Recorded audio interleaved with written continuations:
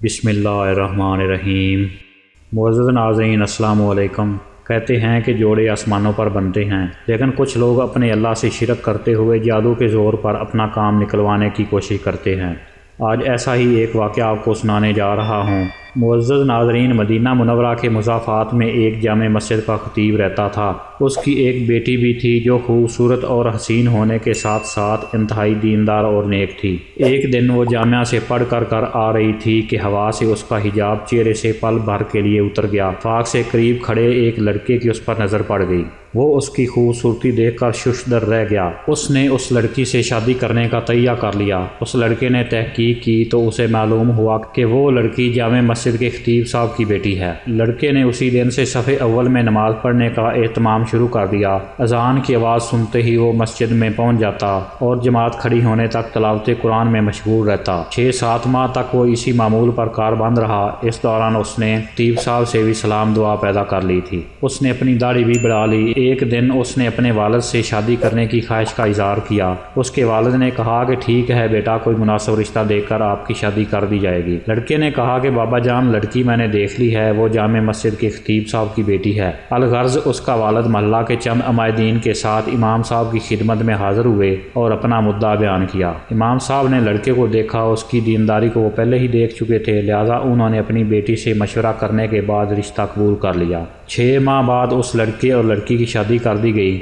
2 ماہ انہوں نے خوشی خوشی گزار دیے۔ آہستہ آہستہ لڑکا نماز اور مسجد سے دور ہوتا گیا۔ نماز پڑھنے میں سستی کرنے لگا، بہانے سے نماز چھوڑ دیتا۔ ایک دن یوں ہوا کہ لڑکا داڑھی کٹوا کر گھر آ گیا۔ لڑکی نے دیکھا تو وہ بہت ناراض ہوئی۔ غصے سے لڑکے سے پوچھا کہ تم نے داڑھی کیوں کٹوا دی؟ لڑکا بھی غصے میں آ کر کہنے لگا کہ داڑھی اور نماز تو میں نے تمہیں حاصل کرنے کے لیے شروع کی تھی، اب مقصد حاصل ہو چکا ہے تو اب کیا ضرورت ہے؟ لڑکی یہ بات سن کر بہت حیران اور افسردہ ہوئی۔ جا کر اپنے والد صاحب سے کہا کہ اس بے دین لڑکے کے ساتھ وہ ایک دن بھی نہیں رہنا چاہتی۔ یہ معاملہ محکمہ عدل تک پہنچ گیا۔ قاضی صاحب نے دونوں میں تفریق کا فیصلہ کیا۔ لڑکا بہت پریشان ہوا۔ اس نے بہت کوشش کی کہ کسی طرح لڑکی اور اس کے گھر والوں کو راضی کر سکے، لیکن ناکام رہا۔ لڑکے نے چاروں ناچار ایک جادوگر سے مدد لینے کا فیصلہ کیا۔ جادوگر نے ایک بڑی رقم کا مطالبہ کیا۔ لڑکے نے فی الفور پیشگی رقم ادا کر دی۔ کچھ دن گزرنے کے بعد جادوگر نے مزید رقم کا مطالبہ کر دیا۔ لڑکے نے وہ بھی ادا کر دی اور کہا کہ پیسوں کی فکر نہ کریں، کام ہونا چاہیے۔ 1 ماہ کے بعد جادوگر نے لڑکے سے رابطہ کیا کہ آ کر اپنے پیسے لے جاؤ، تمہارا کام کسی صورت ممکن نہیں ہے۔ لڑکا پریشان ہو کر جادوگر کے پاس چلا گیا۔ اس کے کمرے میں داخل ہوا تو اس نے دیکھا کہ جادوگر ایک بڑا سا چاقو لیے دہشت زدہ کھڑا ہے۔ لڑکے نے ڈر کر پوچھا کہ یہ کیا کر رہے ہو؟ جادوگر وحشت زدہ ہو کر بولا، یہ چاقو لو اور مجھے مار دو، ورنہ ہم دونوں مار دیے جائیں گے۔ لڑکے نے کہا کہ تم میرے پیسے دے دو، میں یہ نہیں کر سکتا۔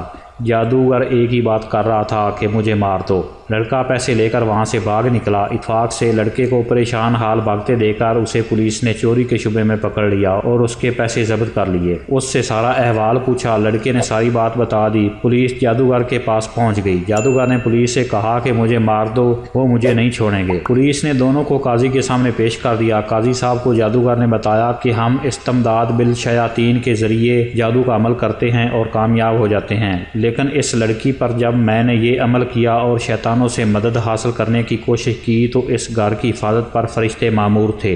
پھر میں نے دوسرا عمل کیا، تب بھی فرشتے مامور تھے، لیکن پہلے سے تعداد میں زیادہ۔ اس کے بعد میں نے رئیس الشیاطین سے مدد لینے کی کوشش کی۔ اس بار جب وہ گھر کے پاس گئے، وہاں جبرائیل امین کھڑے تھے۔ اس دن کے بعد سے اب وہ مجھے شیطانی گروہ مارنے پر تلے ہیں۔ قاضی صاحب یہ سن کر حیران ہو گئے۔ انہوں نے خطیب صاحب کو بلایا۔ جب امام صاحب آئے تو ان سے پوچھا گیا کہ کیا عمل کرتے ہو کہ فرشتے آپ کے گھر کی حفاظت پر مامور ہیں؟ خطیب صاحب نے استفسار کیا کہ معاملہ کیا ہے، کیونکہ انہیں معلوم نہیں تھا کہ یہاں کیا چل رہا ہے۔ امام صاحب کو پوری تفصیل بتائی گئی تو انہوں نے کہا، ہمارے گھر میں صبح روزانہ سورہ بقرہ کی تلاوت ہوتی ہے، اور حضور صلی اللہ علیہ وآلہ وسلم کا فرمان ہے کہ جس گھر میں سورہ بقرہ کی تلاوت کی جاتی ہے وہاں جنات اور شیاطین کا اثر نہیں ہوتا۔ اس طرح اللہ تعالیٰ نیک خاندان کی حفاظت کے لیے اپنے فرشتے مامور فرما دیتا ہے۔ یہ ویڈیو ان حضرات کے لیے ہے جو جادو ٹونے اور جنات کی وجہ سے پریشان ہیں۔ اپنے دین کو سمجھیے اور اپنے رب کریم پر ایمان مضبوطی سے قائم رکھیے۔ اللہ تعالی ہم سب کا حامی و ناصر ہو۔ ناظرین سے گزارش ہے کہ میرے چینل کو پلیز سبسکرائب کر لیں اور ویڈیو کو لائک کر دیں۔